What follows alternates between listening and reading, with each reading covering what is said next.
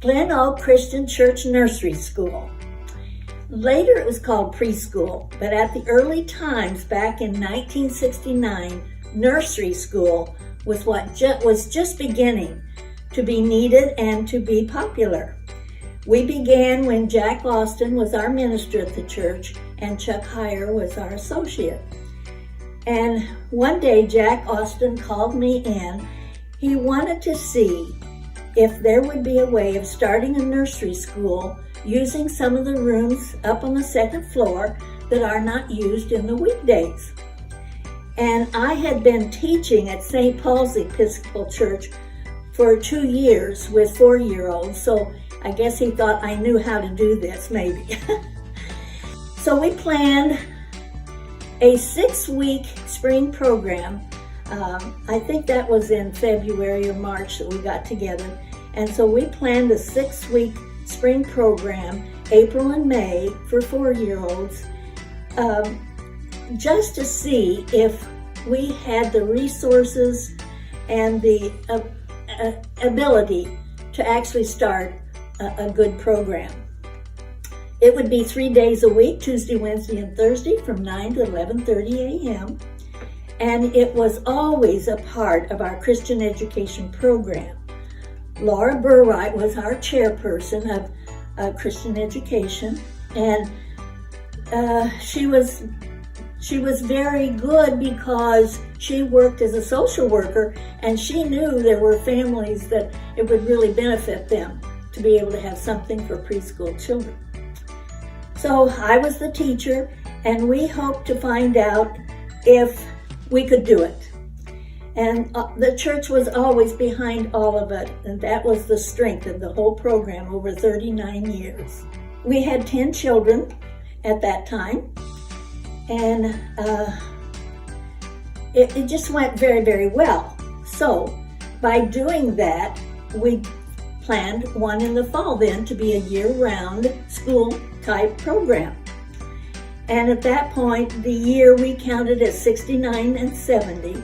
We had 20 students and 2 teachers, Helen Harrison and Jean Bagby were our first ones.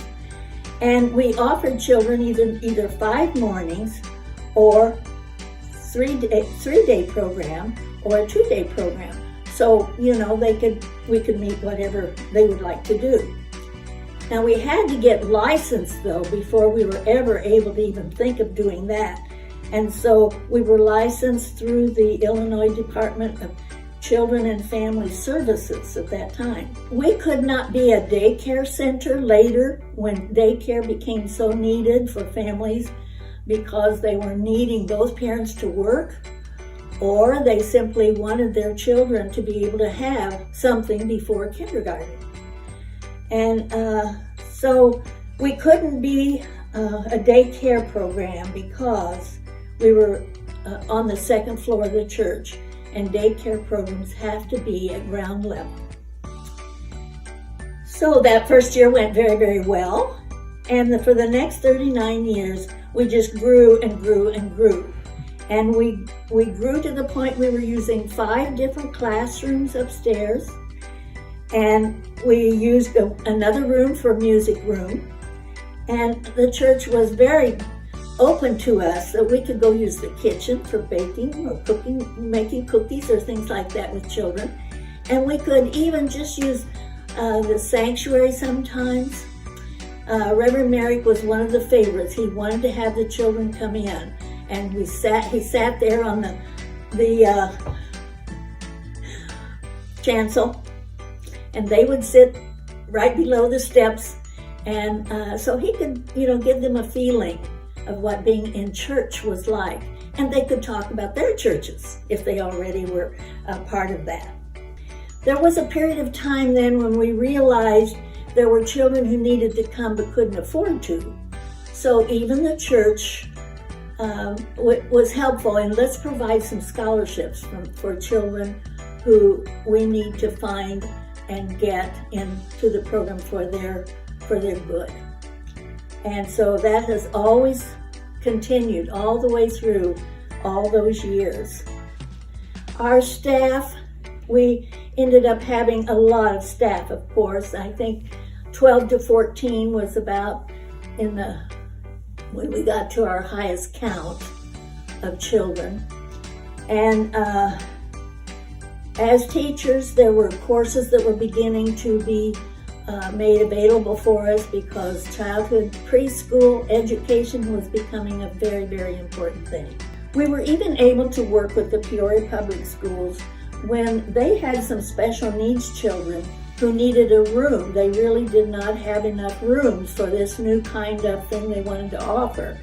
And so they did come and use one of the rooms of the church, and it worked out so well for us and them in that we learned a lot from these special education teachers about children. Those children, it was so good for them to be able to play with just average classroom children too.